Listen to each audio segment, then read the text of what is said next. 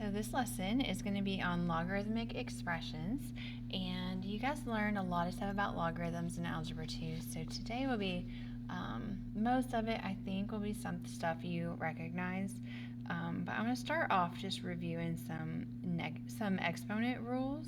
And so if you'll go to the very back page.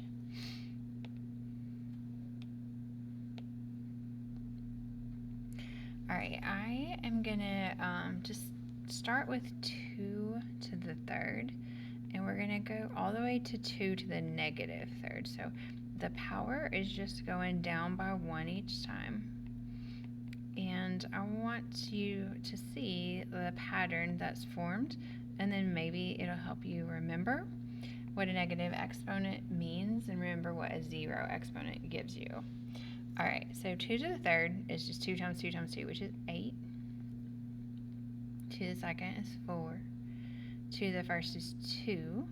And so, like I said, on the left side, the pattern is that the exponent is going down by 1. On the right side, the pattern is you're dividing by 2. And so if you divide by 2 again, you get that 2 to the 0 is 1, which is true. Everything except 0 to the 0 power gives you 1. 0 to the 0 is undefined because you can prove that sometimes it's 1, and then you can prove that sometimes it's 0, and that can't be possible. So 0 raised to 0 doesn't have a known value. Alright, and then if we continue, our exponent is going down by 1, and then if we continue the pattern of dividing by 2, 2 to the negative 1 is equal to 1/2. Alright, and then if we just keep doing that, 2 to the negative 2 would be 1/4. 2 to the negative 3 would be 1/8, because we're just dividing by 2, or taking half each time. Alright, and so that developed the pattern, or they use patterns to develop the rule that a negative exponent just means reciprocal. So 2 to the negative 1 is 2 to the positive 1, but in the denominator.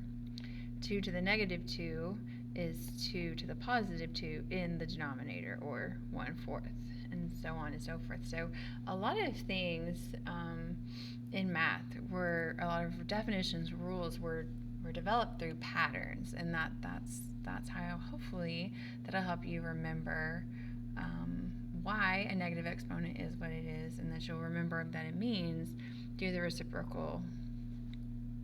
Alright, another thing that you're going to need to remember for this lesson is what a fractional exponent means. And so whenever you have a fractional exponent, so like 4 to the 1/2, I hope you remember what it means, but it means the square root of 4. Alright, and then if you have something like 8 to the 1/3, that would mean the cube root of 8. So a fractional exponent is some kind of root, and the type of root that it is comes from the denominator. Alright, and then sometimes you might also have to raise something like to the 2/3. So let me try and think of something. So we can have 27 to the 2/3. So that denominator is still the type of root it is, and the numerator is a power. It also could be the cube root of 27 and then square it. That would definitely be the easiest way to do this problem, because the cube root of 27 is just 3, and then 3 squared is 9. If you try to do this one, I don't know what 27 squared is off the top of my head.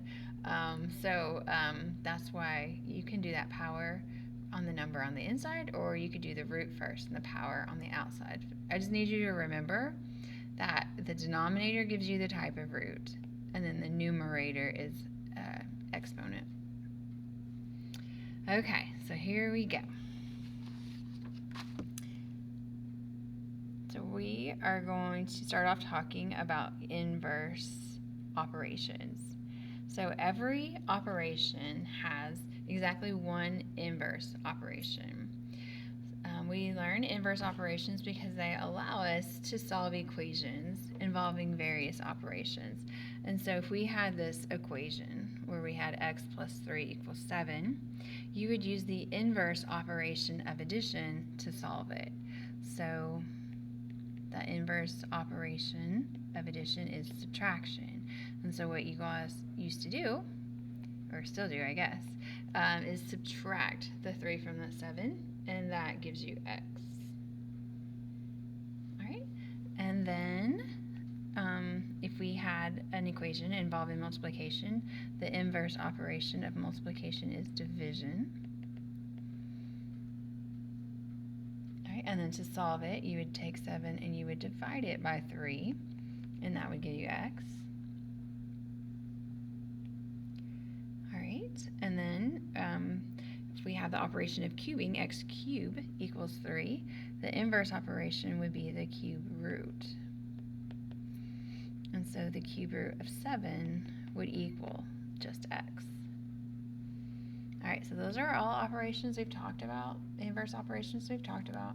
And then we have this new operation that's exponentiation, and we need to know the inverse operation for it.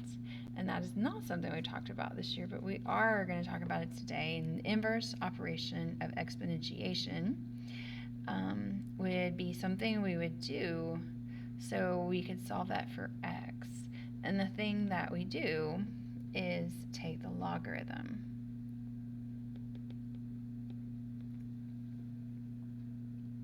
All right, and we'll practice this more, but the inverse of that, we would do log base 3 of 7 to get the x.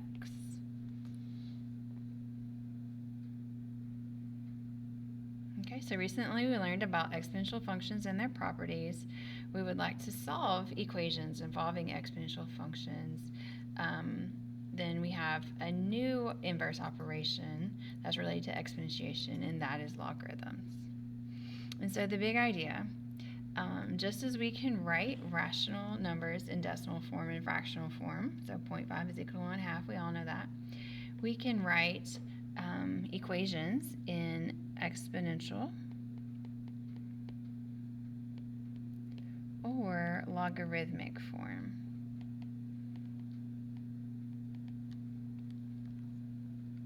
These forms are equivalent and they mean the same thing. You're not changing the problem when you convert it back and forth. You're just simply rewriting the equation in an equivalent form. All right. And so I think a lot of Algebra 2 teachers, but I don't know for sure, they like to do the loop method to go from logarithmic to exponential and exponential to logarithmic. And that's fine. You guys can still draw the loop if you want to. But if it's in exponential form and you want to write it in logarithmic form, if you wanted to do the loop, you would start with the word log, and then you would go take the base b, and then of c equals a as you loop around. And the same thing the other way. If it's in logarithmic form and you want to write in exponential form, you would start with the base b, which is here, of a, base b raised to the a is going to equal c. All right. And then a note you can write that might also help you, because it helps me like as I'm doing these problems, is that a logarithm always equals an exponent.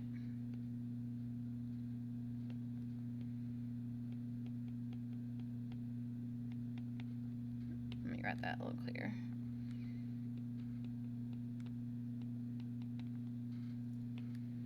All right, so it's semi-easy to figure out the base. So the base of the exponential becomes the base of the logarithm. The base of the logarithms becomes the base of the exponential. But then you have like the answer to the exponential, like where do you put that? So it kind of helps me to always remember that the exponent is always what the logarithm equals. And then you have that other part that you can just kind of fill in. All right. So the first thing we're going to do with this is convert back and forth between logarithmic or exponential and logarithmic, and then logarithmic to exponential. Now there is a special logarithm that's called the common log. That's log base 10.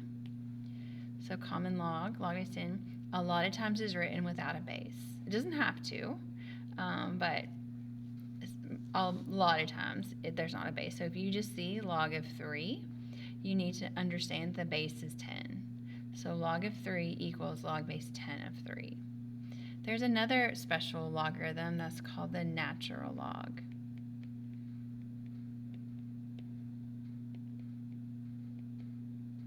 All right, and it's log base E. And it is written as ln for log natural because Euler is the one who developed Euler's number. He probably didn't speak English, so most languages have the adjective and then the noun, except for English. That's weird. So I think it's it's the noun and then the adjective. So most languages have the noun and then the adjective, so it's log natural. That's what I think. I don't know for sure, but that's what I think. Okay, so on this first example, we have exponential form, and we're going to change to logarithmic form. So logarithmic form always starts with log. All right, and then the base of the exponential form is the base of the logarithm. And if you guys want to draw the loop, you can. All right, and then the answer to exponential form is called the argument of the logarithm, and the logarithm always equals the exponent. All right, and when we go to do B, the base is 10, so we can do log without a base if you wanted to. You could write base 10, either one. So log base 10 of y equals the exponent, which is x in this case. All right, you guys pause the video and try to do the next two.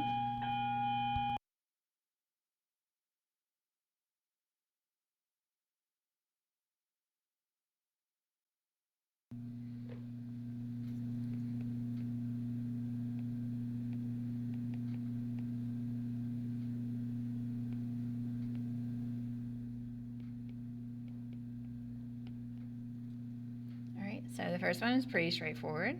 You can do the loop if you wanted to, but log base r of w equals t. This one I kind of switched up the order, so hopefully that didn't confuse you too much, but since it's e, the base is e, that would be the natural log of y equals the exponent of 3x. Okay, so let's look at example 2. We're going to do it the other way. So we have the logarithm. We're going to write in exponential form. If you guys want to write the loop, you can, but it would be 7 to the second equals x for A. All right, B is in reverse order, but that's okay. The base of the logarithm becomes the base of the exponent, which by itself on the other side of the equal sign is the exponent, and then that should equal y. All right, and then for C, if there is no base, it's base 10. So 10 to the second equals y. Okay, and then for natural log, the base is e to the 4th equals c. All right, so that's something you guys probably did quite a bit in Algebra 2. All right, now we're going to do some evaluating logarithms without using a calculator, just figuring it out in our head, like what exponent gives us that. Hopefully you know some perfect cubes, squares, but we'll see. If not, you can write a list of them if you want to. Hopefully you have a little bit on your brain for that. Okay, and so for example 3, we're going to do this without a calculator. We need to figure out what log base 2 of 8 equals. So you have to ask yourself 2 to what power gives you 8, or how many times do you multiply 2 by itself to get 8? And the answer is 3, because 2 cubed is 8. So remember, the answer to a logarithm is the exponent. All right, when we get to B, it would be 5 raised to what power gives you 25? And that power is the second power. So the answer to that logarithm is 2. Okay, and then for C, it's going to be 2 raised to what power gives you 32. So this is one you might not have memorized, so you can start multiplying 2 by itself. I do know 2 to the third is 8, times another 2 is 16, times another 2 is 32. So that's 5 2's multiplied together. Right, and then for D, there's no base, so the base is 10. 10 to what power gives you 100? And that's going to be the second power.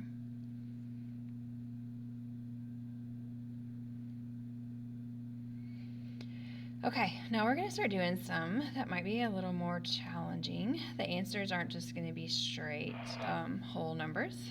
We might get some negatives, we might get some fractions. So let's talk. We'll kind of talk about it as you go, and maybe fill in some things to keep in mind as we go. But we're still doing the same thing. We're still thinking 16 to what power gives you 4? So you start thinking, like, what can you do to 16 to get 4? And it's not square or cube or anything like that. We're going the other direction. So it's going to actually be a fractional exponent. So some things to keep in mind. If the base is an integer, like 16, and it changes to a smaller integer, like 4, it's going to be a fraction exponent.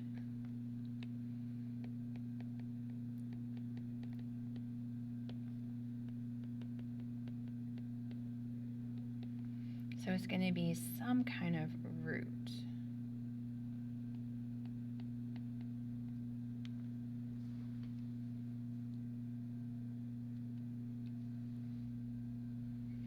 Okay, so start thinking, like, what kind of root do you do to 16 to get 4? And it's the square root. And the power that means square root is the 1/2 power. Okay, and then when I look at F, it's 3, so what power gives me 1? All right, so there's only one power that's going to give you 1, and that's the power of 0. So same thing here, 2 to the 0 is 1, 3 to the 0 is 1, 4 to the 0 is 1, 5 to the 0 is 1, everything except 0 to the 0 power is 1. So I know that is going to be 0. That's the power we're looking for.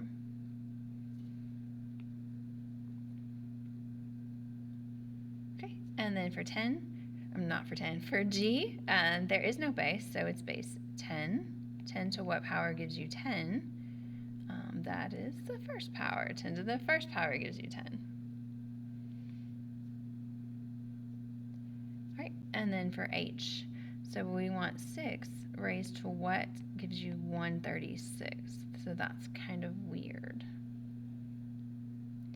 So this time we have an integer, 6, that's changed to a fraction, 1/36, and that only happens for a negative exponent. And it works the other way too. If it was a fraction and then it changed to an integer, that's also going to be a negative exponent. Okay, so I know for sure a negative exponent is going to give me a reciprocal, and so that's why this 36 is in the denominator. And then you have to think, like, 6 to what gives you that 36, and that's going to be 2. So 6 to the negative 2 is 1/36.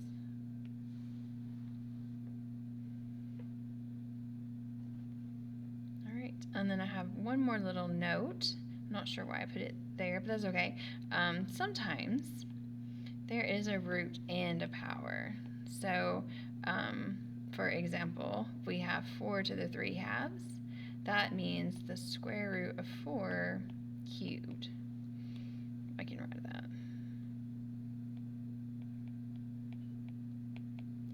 So the square root of 4 is 2. 2 cubed is 8.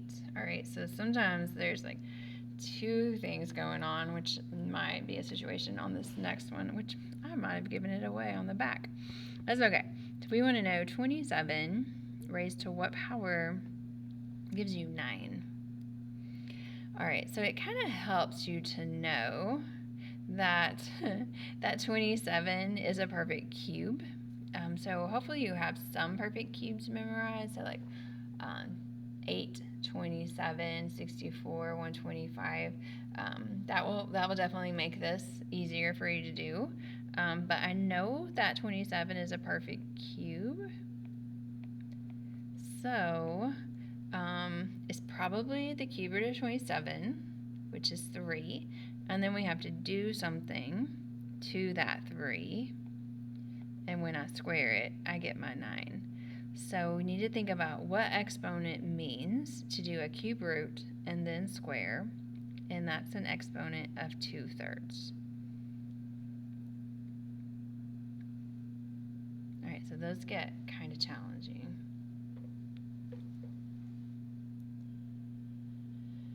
All right, and then for J, we have 16 raised to what power gives you 1/4. So I went from an integer to a fraction. So I know 100% that is a negative exponent. But this is a challenging negative exponent. So I know that negative will make it move to the denominator, so I don't have to worry about the negative anymore. So then I need to think what is going to take 16 and turn it into 4.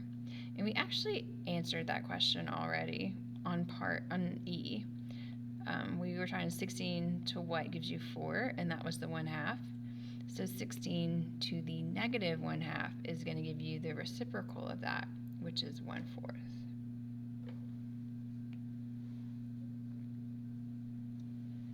All right, and then for K, it's natural log, so it's e to what power gives you e to the 5th power. So for me, this is super obvious. I have students that struggle with this all the time. But e to what gives you e to the 5th? That has to just be 5. And it must be something about the way I say it, but I have kids get confused about that every year.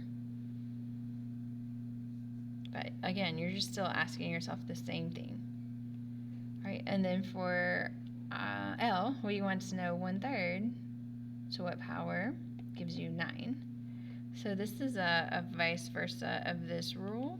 It goes from a fraction to an integer. So for sure it's going to be a negative exponent. So that negative exponent would take the 3 and move it back up into the numerator. And then I need to think about what's going to take the 3 and turn it into a 9 is going to be -2.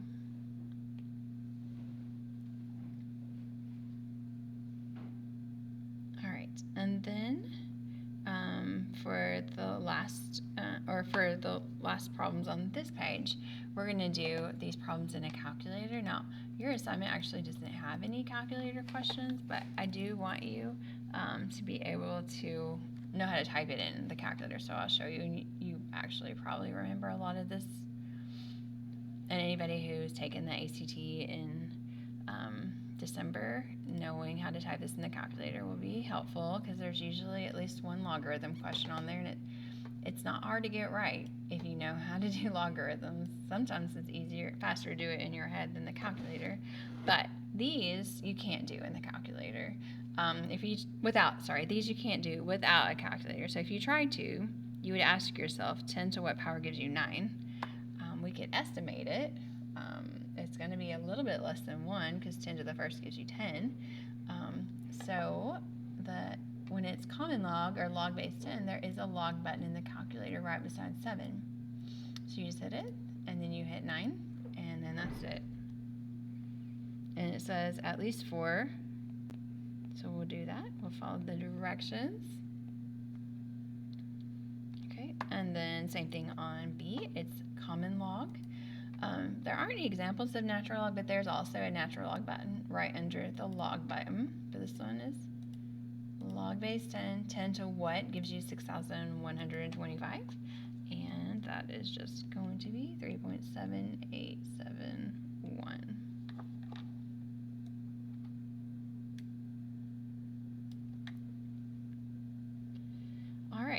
And then if it's not natural log and it's not common log, we can do it also. Log base 2, log base 7. There's just a few more steps. So when we want to get to log base, you do alpha and then window, and then you're going to choose number 5. And then you just really easily just type in whatever you need, and it just gives you the answer. So 2 to what gives you 10? 2 to the 3.219 gives you approximately 10. It won't give you exactly 10, but it'll give you something close. All right, and then same thing for D. You do alpha, window, and then choice 5. Whoops. Make sure you do type in the stuff before you hit enter. So 7 to what power gives you 135? And that is going to be 2.508. Alright, so I'm going to move this out of the way, and then I'm going to write the steps for log base. So it's alpha, window, and then choice 5 will be log base. And then from there, it's super self-explanatory.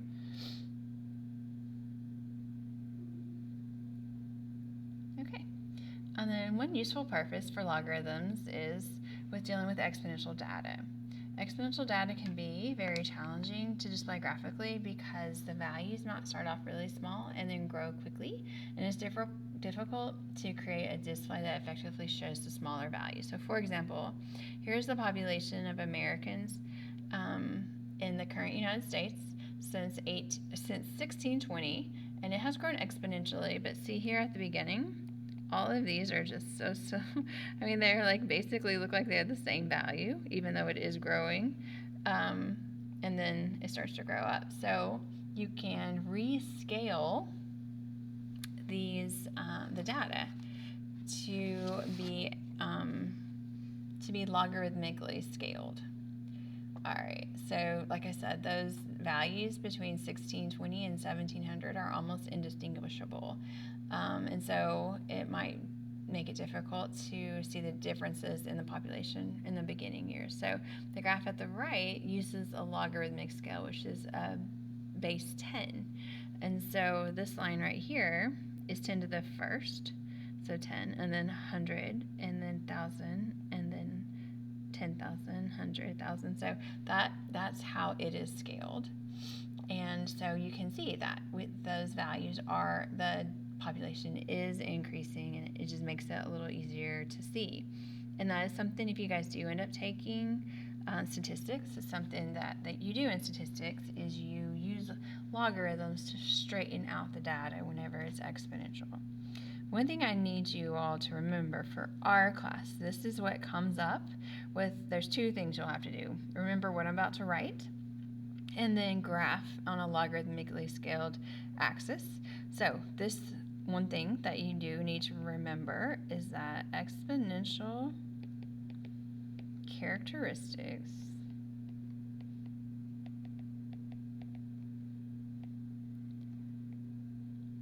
appear to be linear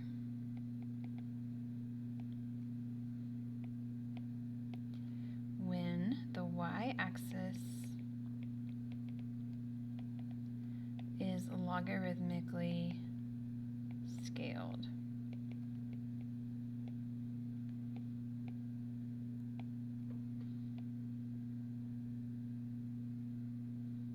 All right, and you can see that.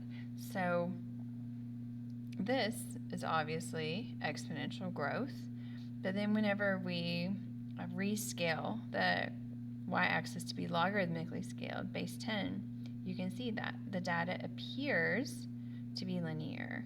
So that is what's going to happen with exponential data. If it's logarithmically scaled, it appears to be linear. All right, and then one thing that is likely to appear on multiple choice question on the AP pre-calculus exam is that you have to plot or pick out the plot of points that are graphed on this, and it's kind of fun to do. It's something new that you haven't done before. We're going to plot these for 5 points, and so A is going to be when the horizontal is at 1 and the vertical is at 20. And so to get to 20, what you do is you go to 10. And so this is 1, and then we'll just start from the beginning. Okay, this here is 1. There is no 0. This is 1, and then it's 2, 3, 4, 5 as you go up. All right, and then I'm running out of room, but then it's 6, 7, 8, 9, and then 10. And then after you get to 10, you're going by 10. So then it's 20, 30, 40, 50, 60, 70, 80, 90, 100. And then you start going by hundreds. So then it's 100, 200, 300, 400. That's how it works. It's kind of cool. So if I want to plot the point 120, I go to 1, and then 20 is actually right there. That's going to be point A. All right, B is at 2, 300. So 2, you go up to 100, and then it's 200, 300.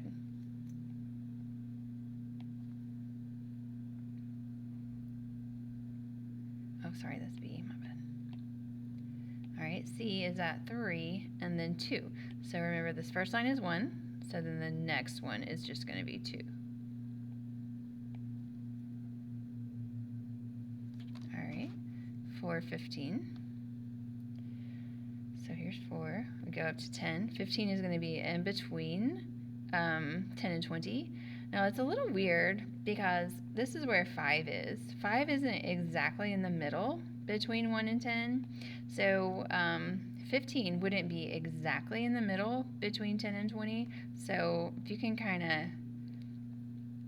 eyeball the person, I guess it would be up.